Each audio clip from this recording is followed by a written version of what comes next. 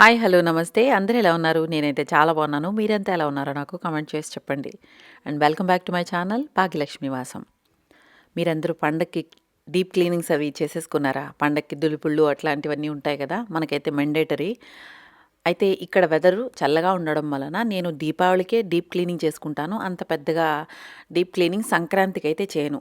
నార్మల్గా routine cleaning అది ఉంటుంది కదా, మంత్లీ క్లీనింగ్, ఇంకా కొంచెం అదొక రూమ్ అన్నట్టుగా కొంచెం కొంచెంగా చేసేసుకుంటానే కానీ స్పెషల్గా డీప్ క్లీనింగ్ సంక్రాంతికి అయితే ఉండదు.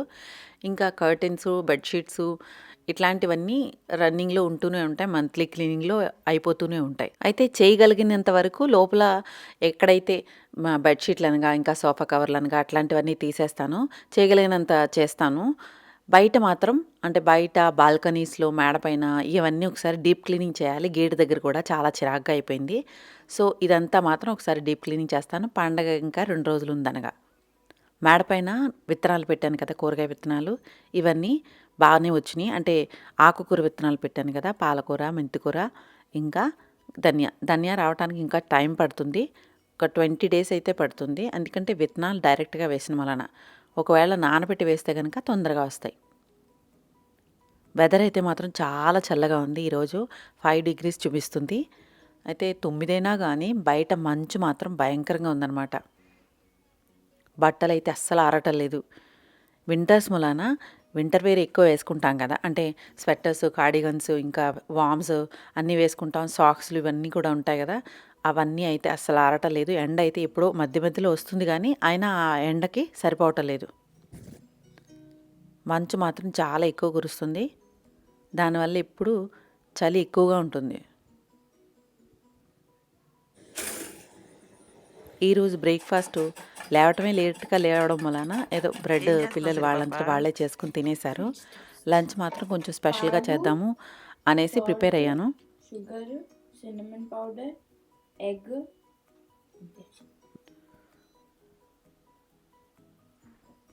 పిల్లలిద్దరూ కూడా వాళ్ళంతటా వాళ్ళే చేసేసుకుంటారు. ఒకవేళ ఇంట్లోనే ఉంటే కనుక కొంచెం లేట్గా లేస్తే కనుక వాళ్ళంతటా వాళ్ళే బ్రేక్ఫాస్ట్లు అది చేసేసుకుంటారు. సో నాకు అంత ఇబ్బంది ఏమి ఉండదు.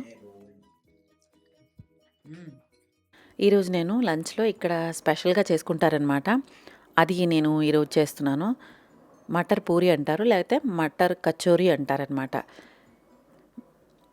నేను చేశాను కదా, లాస్ట్ వీడియోలో నేను పోస్ట్ చేశాను.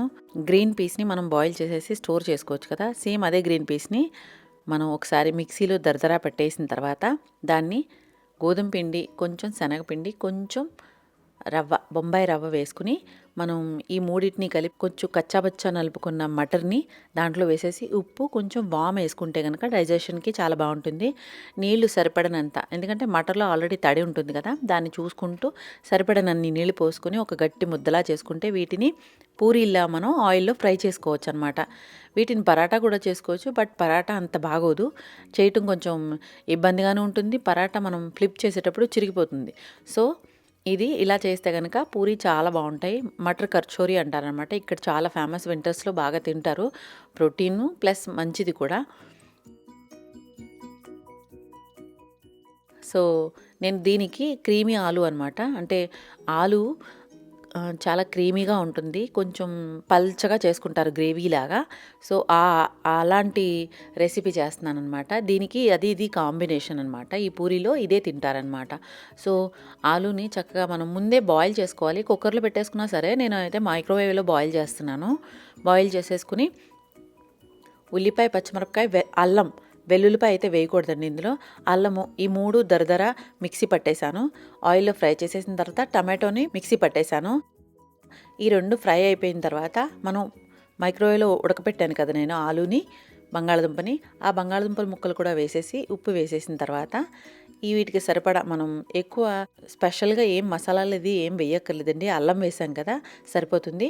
ఇంకా వేరే ఏం వేయక్కర్లేదు. కొంచెం జీలకర్ర పొడి, ధనియాల పొడి, ఉప్పు, కారం, అంతే. ఇంకా వేరే ఏం వేసుకోక్కర్లేదు, అవసరం లేదు.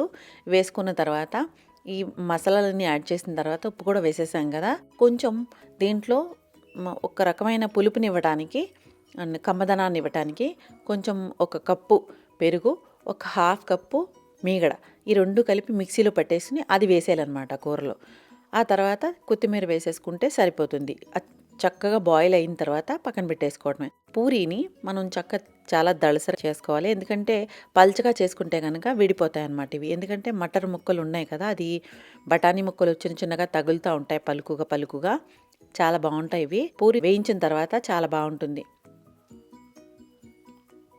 ఇందులో కొంతమంది పసుపు కూడా యాడ్ చేసుకుంటారు. నేను పసుపు అయితే యాడ్ చేయలేదండి. నేచురల్‌గా మటర్ కలర్ ఉంది కదా! అదే కలర్ వచ్చేసిందనమాట. ఇవి చక్కగా ఫ్రై చేసుకున్న తర్వాత వేడివేడిగా ఈ ఆలు క్రీమీ కూరతో ఈ పూరిని సర్వ్ చేసుకుంటే చాలా బాగుంటుంది, టేస్టీగా ఉంటుంది.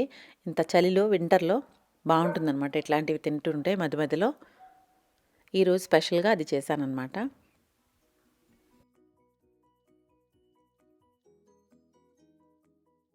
బంగాళదుంపలు కడగగా మిగిలిన నీళ్ళు ఉన్నాయి కదా, ఆ నీళ్లు వంపుకోకుండా గార్డెన్లో ఫెర్టిలైజర్గా యూస్ చేసుకోవచ్చు. నేను ఈరోజు స్ప్రౌట్స్కి పెసలు నానబెట్టాను. ఆ నీళ్లు కూడా కిచెన్లో ఈరోజు అయితే ఏదైతే వాడుతున్నావో ఆ నీళ్లు వేస్ట్ చేయకుండా ఫెర్టిలైజర్గా యూస్ చేసుకోవచ్చు. దాంట్లోనే కొంచెం మజ్జిగ, కొంచెం బెల్లం వేసేసి ఒక 3 రోజుల తర్వాత మనం దీన్ని డైల్యూట్ చేసి మొక్కలకి ఇచ్చుకోవచ్చు.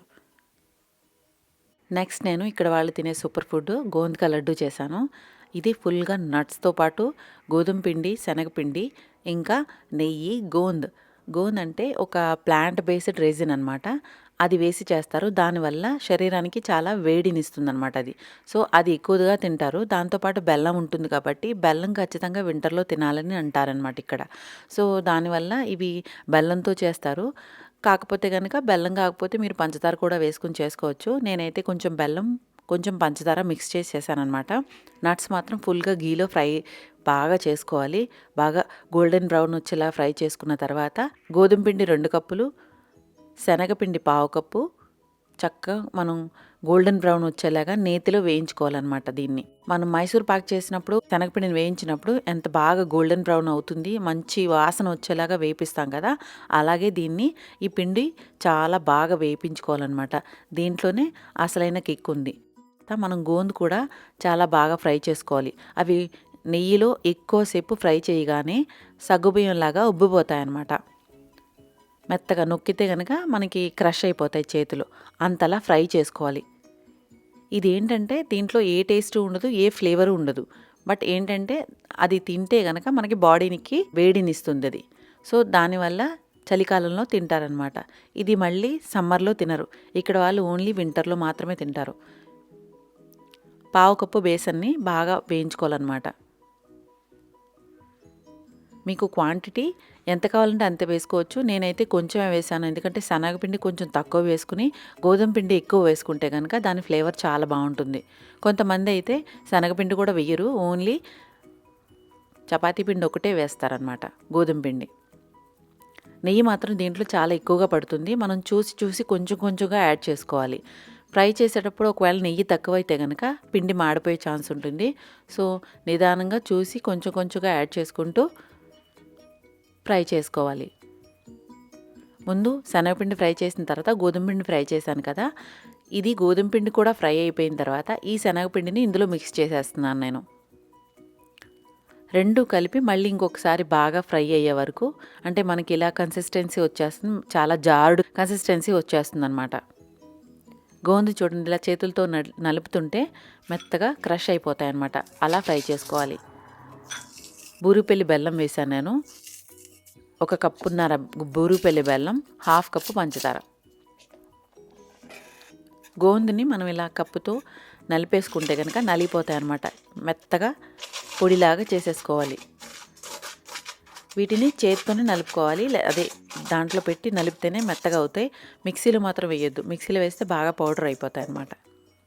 సో నట్స్, ఈ బెల్లం పంచదార పొడి, ఈ గోందుక పొడి, మనం వేయించుకున్న శనగపిండి, గోధుమ పిండి ఇవన్నీ మిక్స్ చేసేసి లడ్డూలా చుట్టేసుకోవటమే. మనం ఆల్రెడీ ముందు వేయించుకున్నప్పుడు పిండిలు 2 వేయించుకున్నప్పుడు సరిపడా నెయ్యి వేసుకుంటాం కదా, అదే సరిపోతుంది బెల్లంలో వేసిన తర్వాత కూడా. ఒకవేళ సరిపోకపోతే కనుక కొంచెం ఎక్స్ట్రాగా మనం నెయ్యి యాడ్ చేసుకోవచ్చు. వీటిల్లోనే యాలక్కాయల పొడి, కొంచెం మిరియాల పొడి కూడా యాడ్ చేస్తారు. నేను మా పిల్లలిద్దరికీ ఇష్టం ఉండదని నేను యాడ్ చేయలేదు, అవాయిడ్ చేశాను అనమాట. చక్కగా లడ్డూలు చుట్టుకుంటే కనుక చాలా మంచి టేస్టీ అయిన గోందుక లడ్డు, నట్స్తో పాటు మంచి హెల్దీ ఫుడ్ అనమాట ఇది. ప్లస్ వింటర్కి చాలా మంచిదన్నమాట ఇది.